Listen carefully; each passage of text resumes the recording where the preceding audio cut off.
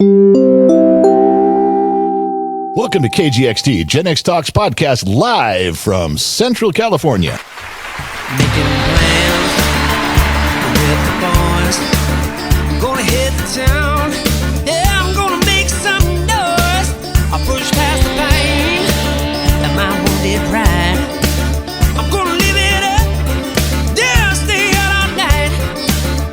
But sure, I've had some better times.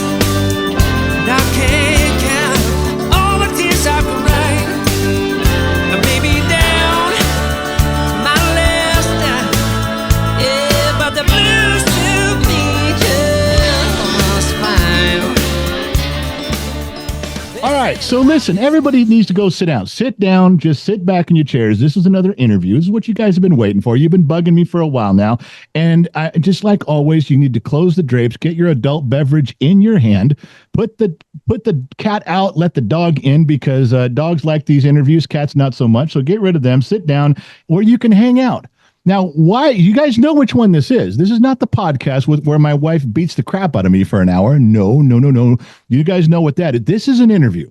Now, the interviews we go through, there's something special that pertains to Gen X Talks. You guys know which one this is because ever since I got this ratchet in my hand, we've been talking about it off and on through so many podcasts, so many live streams, and you guys keep asking me, well, when's it going to be for sale, and how does it feel in your hand, and where can I get one? Whoa, calm down. I told you. This was kind of a prototype. We were just talking about it, just talking about it with the guys who make this, just having some conversations. And I just want you guys to know that I have used it. And we got, no. Now, this is why we're here. We got the guy here. His name's Doug Dillard. Doug is part of the company that builds this thing. And I'm going to tell you right now, this guy's from your neck of the woods. More of you are back east than me. He's from Georgia. He's born and raised in Georgia, went to college in Georgia, got married in Georgia. Everything's in Georgia. And you guys, I'm way out on the left coast. I'm in California. I am severely outnumbered out here, my friends. I use a lot of common sense, but it doesn't go very far. But today, this interview is going to go real smooth because we got the right cat on the other side of the camera, and we're going to talk about how he got to this point. Doug, welcome to the program, sir. Thank you for taking the time to join us today. Mark, thanks for having me. The pleasure is all mine. And yeah, when you're ready to get out of California and come on to Georgia, come on down. We'll take care of you. Well, I appreciate that. I'm actually getting ready to move. Not that I don't love my state. I love my state of California. I just hate what everybody's done to it. You know, it's such a beautiful state, and they mess everything up from the inside out. But yeah, it's getting time for me to leave. I hate saying that because I do love my state, but yeah, it's a big country. There's a lot of beautiful scenery out there. I've seen a lot of it. So yeah, I'm getting ready to make a move, Doug. I am. Gotcha. Good for you. So, Doug, I got the notes on you, man, and I started to do some homework on my own. So, you were born and raised in Georgia. You went to college in Georgia. You were hunting and fishing as a kid. Is that how you were brought up? Yes, sir. So, yeah, I'm from Athens, Georgia. My dad's from Athens, Georgia. My granddad's from Athens, Georgia. Of course, my kids were born in Athens, Georgia. And, of course, Athens, Georgia, I hope it's okay to say this, we are home of the University of Georgia. It's okay to say whatever you want, man. We're looking for another good football year this fall. But anyway, but yeah, grew up here. My wife's from South Georgia and been married. Yeah, we're sort of the opposite of world travelers. That sums it up. Yeah. All right. That makes some more sense about that. Well, so let me ask you this. So this wasn't your first venture getting into this tool thing here. You did something with in food before. You actually built a business you've always had that entrepreneurial spirit. Let's start back at the beginning. Tell me where you were born, where you raised, where you went to high school, and then where you went to college, and then pick up right from there and see give me that rundown first. Let's start with that. Okay. Born and raised in Athens, Georgia. Of course, going to UGA football games all my life or whatnot. Went down to South Georgia to a small school called Valdosta State University. And I sort of did the normal Athens thing when your dad makes you leave town because he never left town, says go somewhere else. I go to the furthest place from Athens you could go and still be in the state and get state in-state tuition. And so you went closer to the border as you could get. Yeah, it's pretty close. It's right out in Florida. Yeah. And told everyone, I'll go down there and get my grades up in 1 year. And join the fraternity where it's easy, and come back to Georgia and be one of the big boys. Yeah. And I stayed down there 5 years and love all my South Georgia friends. So yeah, we would have our fraternity parties were big on Thursday nights. It was sort of a suitcase college. And then we'd go hunting and fishing with any of my boys in Moultrie, Bainbridge, which I don't know where your listeners are, Mark, but they're all over. There's a ton of them back east. There's a ton of all them. my South Georgia boys. So yeah, my 1 year stretched out to 5, and I wasn't ever going to leave, and I'm still friends with them now. So just good time down there. And then came back to Athens. So what did you major in when you were in college? What was your focus in there? What'd you graduate with? Well, the unofficial one, like, anyway, having fun. But yeah, no, I'm just PR. I think the true major was communications. I majored in anything that could get me out, get me a piece of paper on the wall. I was going to say, if you major in partying and fun and recreation, I want to see the certificate on that, Doug. I want to see where someone signed that. Yeah, I would like to go. Yeah, and I'd like to go back there, but let's don't go there. Yeah. All right. So you get out of college, and then what's your first move? Now you got your time spent. You got your paper in hand. Where'd you go next? Yep. Back up in Athens, and just always loved the food business. So I sort of started out in the food business, working for food service, distributors, and then migrated up to building out my own produce, dairy, and bakery supplier there in Athens, able to sell that to an Atlanta group. That kicked off another venture where we basically automated order entry, and then have just evolved into now the wrench world, which I'm just in love with. I was able to finish a project about 5 years ago, met my main partner, Tom, and just fell in love with the wrench. I mean, it's sharp. It's really neat. Yeah. And then we improved it over the 5 years, and I might be jumping ahead, but and gone from there. So well, going from the food business to the mechanics business. Now, I'm going to make a lot of assumptions here because you're part of the good old boy network back there in the South. When you grow up, you learn how to work on tractors and cars and fix your house. I mean, that's what boys do. They're not just, they're not just scholastic kids back there. You guys are working farmers hours most of the times from every story I've ever heard. So it may be a stretch for someone to say, well, how was he in the food business? And then, he went from apples and oranges, let's say now he's doing mechanics. And I would argue there's a lot of that's built in growing up. There's a lot of that stuff, growing up, whether you want to. And I don't care if you're going to be a banker in Georgia, you know how to twist a wrench when you're 12. That's absolutely. And the reason, let's say I started out in the food business or started out on anything else, is my dad was a heating and air guy. Had a heating and air company. Yep. I grew up all my life freezing underneath houses in the wintertime, burning up in attics in the summertime.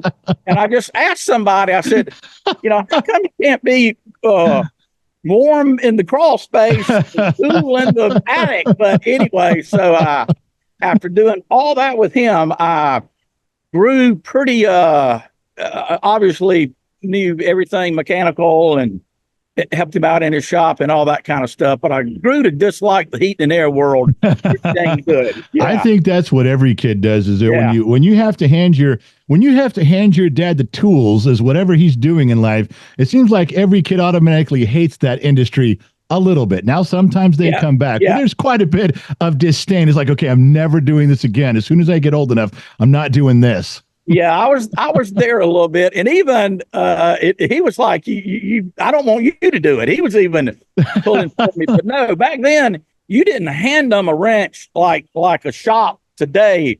No, you'd be underneath the house, and he would send you out and go, "Hey, go get a bigger pair of channel locks." Right? Yeah. And don't come back with the wrong ones. You're going to be gone a long time. Or you go back. Absolutely. Yeah. Well, that's the way my kids were. I had a shop similar to what you have behind you. I told all my sons, I go, don't be a mechanic. Do something else. Pick something else. Don't do this.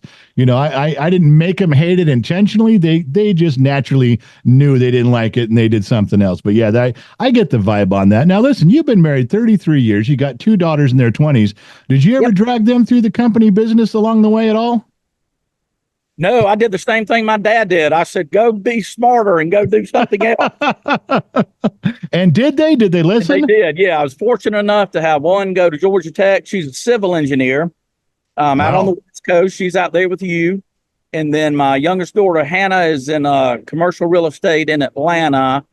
She lists all these big old warehouses down here in Savannah around the port and all that kind of stuff. Wow. So, that's big time. That's big time responsibility with those. Well, they hadn't come back home yet, so we'll leave it at that. You did something right, believe me. You did. So far, but anyway, you never know. Well, my wife and I have known each other since we were 5 years old. We have 8 kids together, 4 boys and 4 girls, and we've had a couple come back. So our percentages of staying away are still pretty high. We're still okay. Take it. All right, so let's talk about this. So you get done in the food business, you sell off some things, you finish some of your projects that you got, and then you said you ran into your partner. His name was, you said, Tom? Tom, yep, Tom G. Yep. Tell me about Tom. How'd you meet him and how did that unfold? I met him actually on another project through a mutual programmer we had doing work, and just really liked the fella. He might be one of the smartest guys I've ever been around. He by trade is an aeronautical engineer, smart guy. He met the original inventor of the original design, Bob Albertson, about 10 years ago. Both of them, Bob's still alive. He's in his 80s. He's an older gentleman, but still alive and sharp. And we talk to him all the time.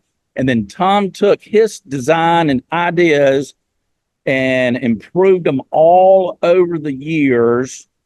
And actually, the wrench you're holding now is not the newest style wrench that we have coming off the line soon, right? Which is the 3/8 inch. That's the 4-inch, right?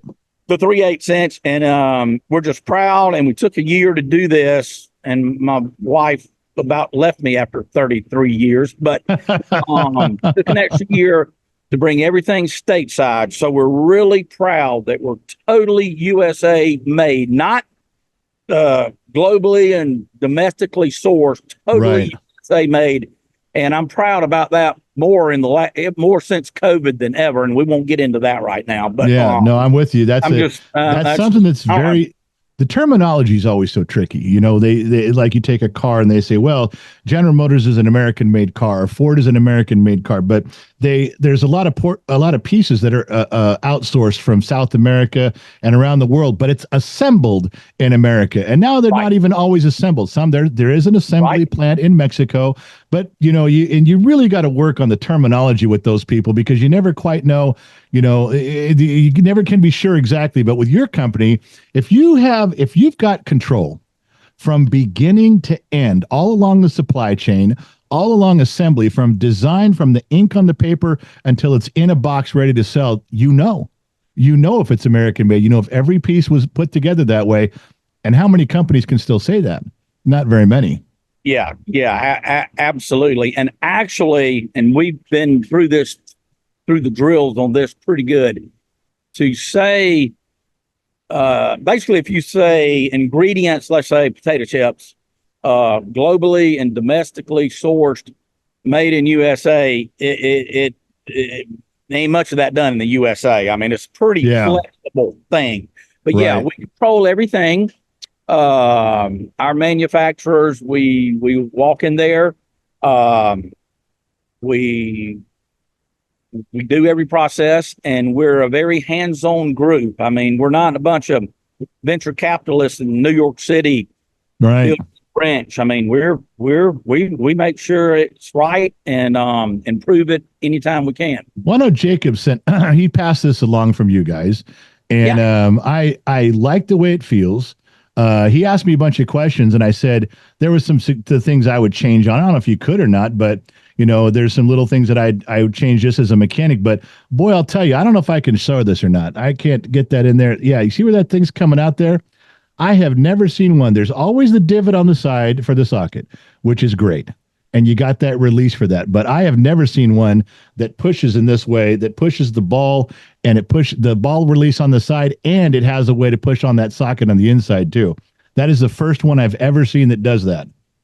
So I don't know where you guys came up with that idea, but that was unique. That's definitely a first for me. And I've been in a mechanic business for 40 some years, and I've seen all the tool trucks. I've been to all the trade shows. I have never seen that one. So that's new. Yeah. The mechanics really like that because they don't, let's just say sometimes you've got a socket on an old bolt and it's a little stripped out or something, and you pull the socket off and it leaves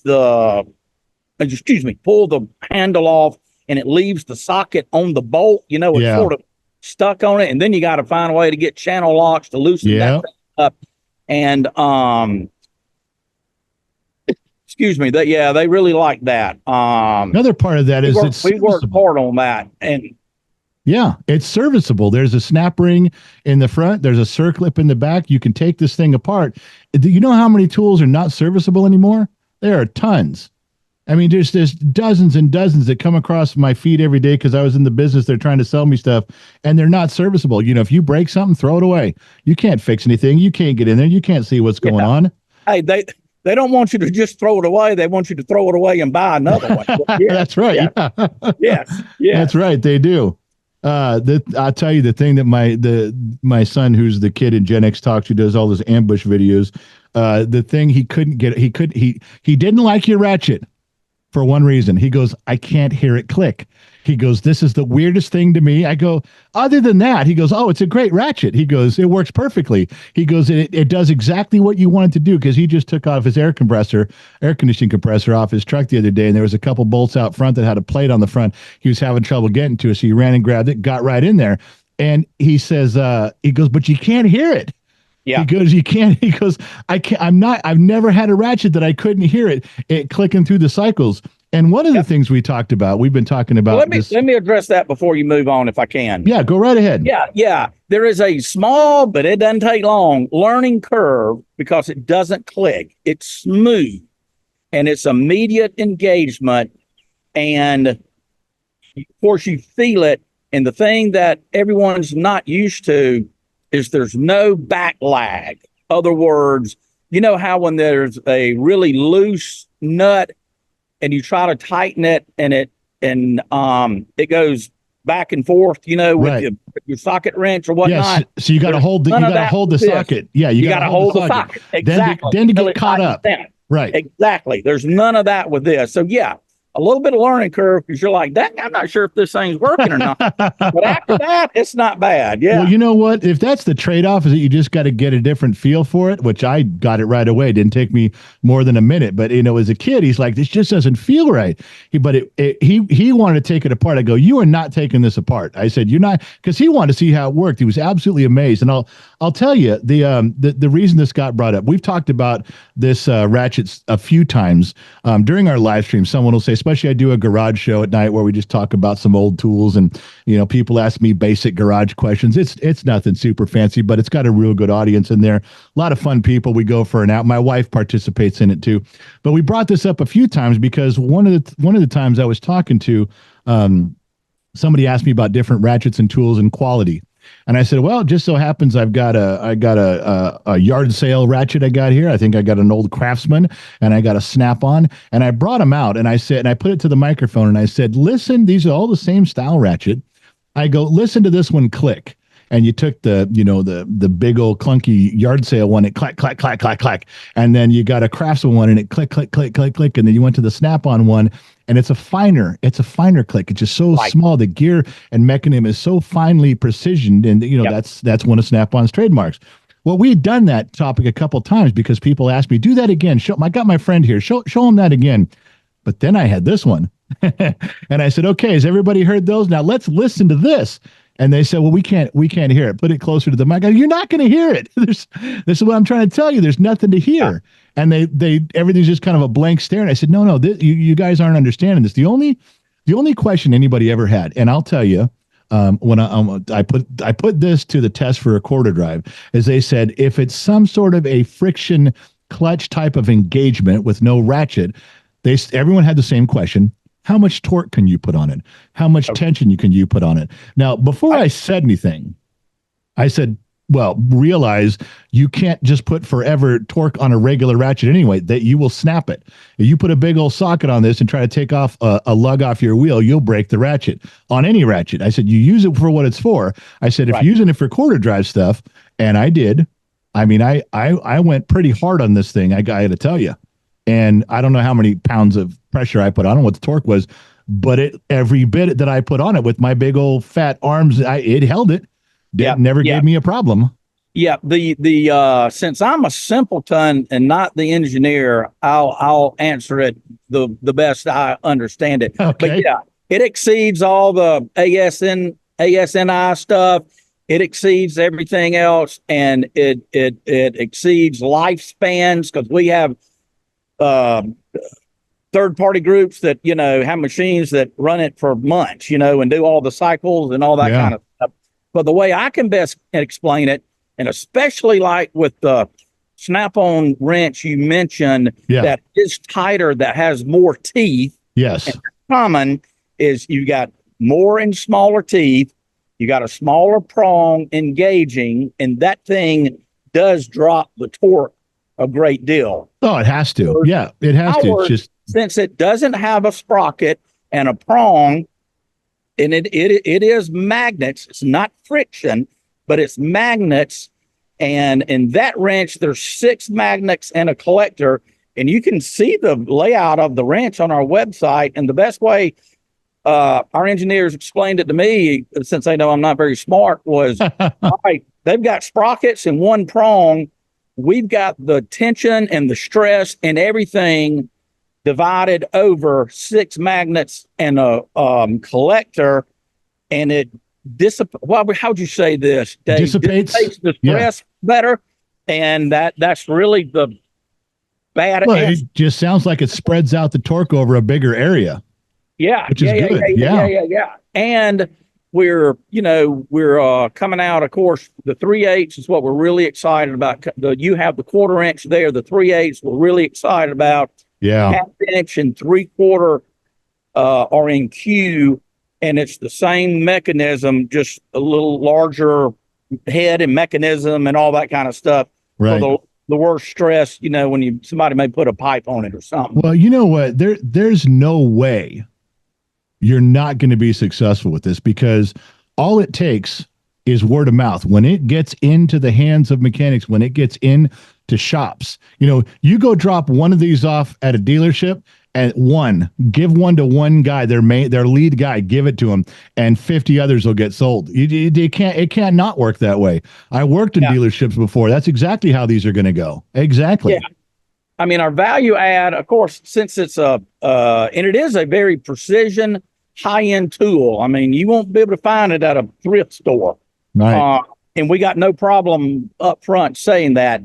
And yeah, the aviation, the oil and gas guys, they're all over it. But the value add for the regular mechanic is if they get paid per job. Sure. So like if that's why you can walk into a dealership and go, hey, I need an alternator. They go, you need an alternator, and they give you the price right then and there. Well, if it takes him longer than what he's getting paid and allocated for, meaning he doesn't have the right tools or whatnot, right? Yeah, he's losing money because he's getting paid his set rate.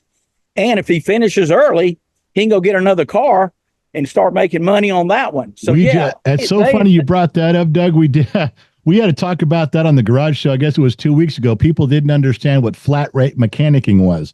And I said, well, I'll just tell you. And I talked about a tune-up, a job that would take 3 hours. And how long does it take you? You get paid 3 hours as a mechanic. If you take 6, you still get paid 3.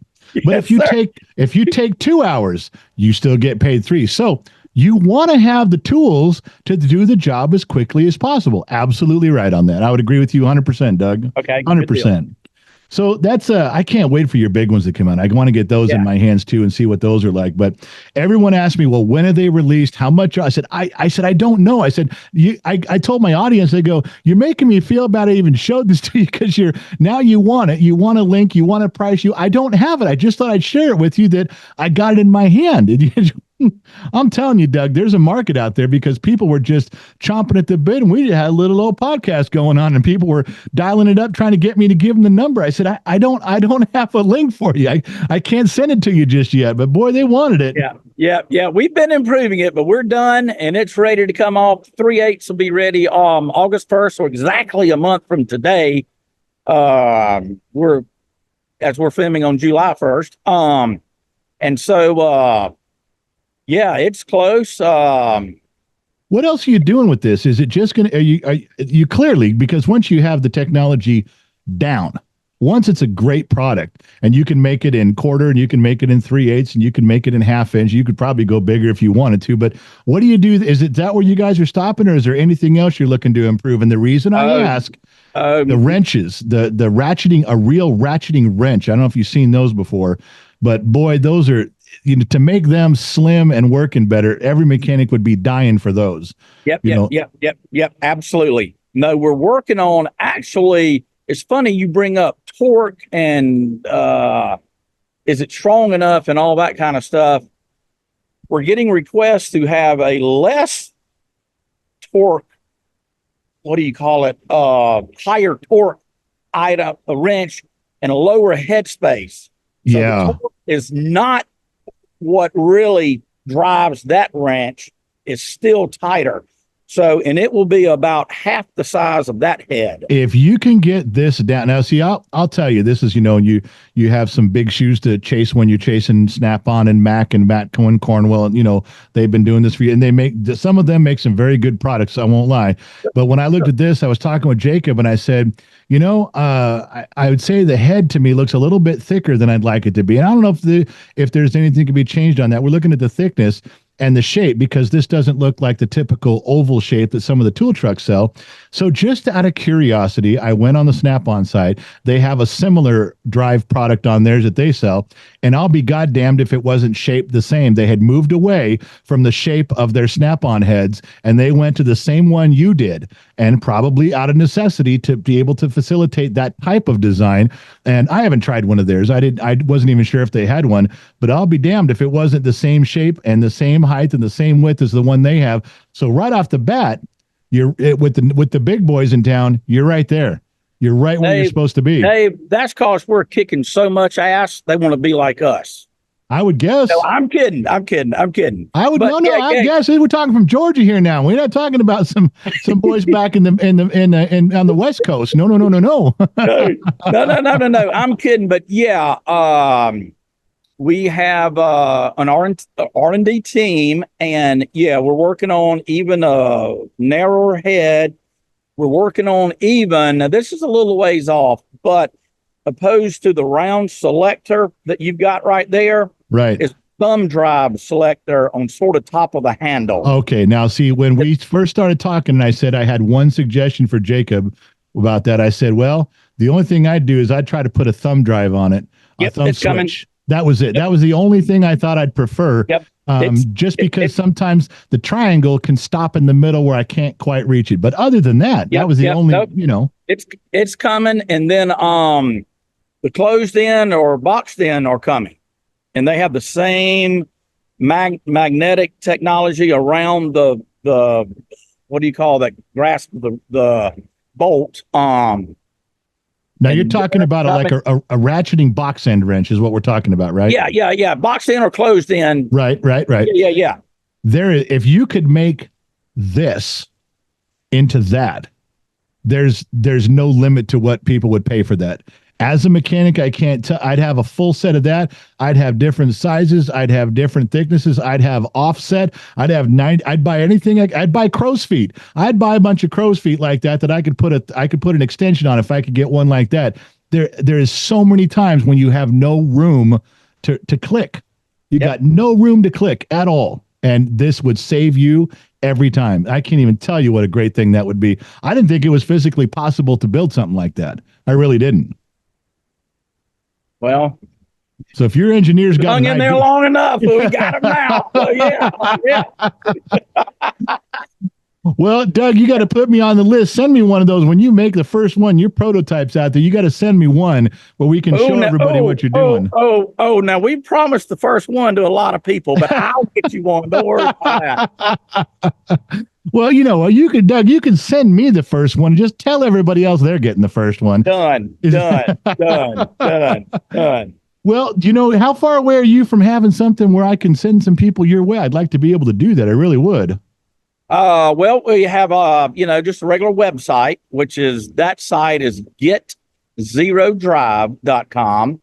And, you can pre-order, the 3/8 inch there now. The 1/4 inch, you can purchase it now. Those are in stock. Okay. And, then we're moving more towards the 3/8.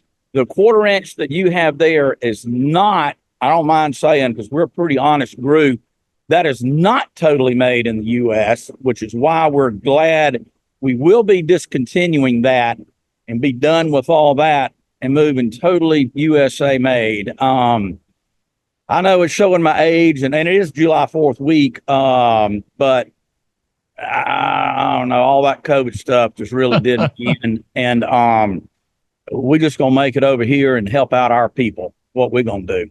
And if everybody, you can go to our website, getzerodrive.com. And I don't mean to sound like a commercial. I just love talking to good folks and whatnot. But you can that's all we're doing here, Doug. We're just talking about some stuff like this on our shows, and it's common sense.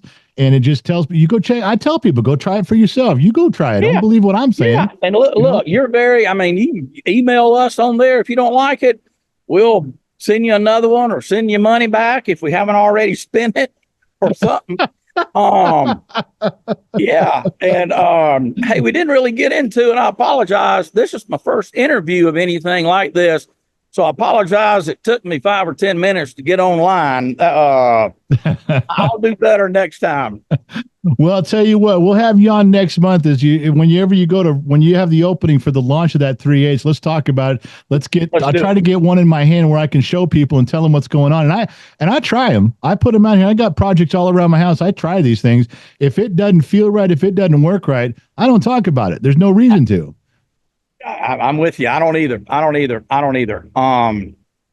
If it's not going to help somebody do something better, then we ain't gonna do it. Well, stop thinking that way, because this is helping. I guarantee you make these, you're on the right path. You keep going down that road, and you just got success written all over it. But I'm telling you that from the dumb mechanic in the middle of the desert that uses this to twist the wrench. That's it. I'm the end of the line guy with it in his hand. And I'm telling you, this is a great tool. I 100% endorse it. I couldn't be more happy that I got this one. I can't wait to get my hands on some more of them. Hey, Doug, I'm going to call it a wrap on this thing. I'll send everybody towards your website. We'll talk more with Jacob, but I really appreciate you taking a half an hour out of your day and talking with me at Gen X Talks. We do appreciate you. Hey, thanks for having me. At least we got to be in the shade over here. It's only about 100 here today, but I apologize for having the rag with me, but you're the one in the nice air-conditioned office, and I am blessed at this moment. My kid helped me build it. It's just a tough shed we're sitting in, but you wouldn't know it. But some boys came out here. Some of our staff came out after we got the tough shed put up, and they put all the electrical in and the lights, and they got an air conditioner in here. I don't have running water, but damn it, I got everything else, so I'm happy about that. That's good enough. That's good enough. Home away from home. You got it.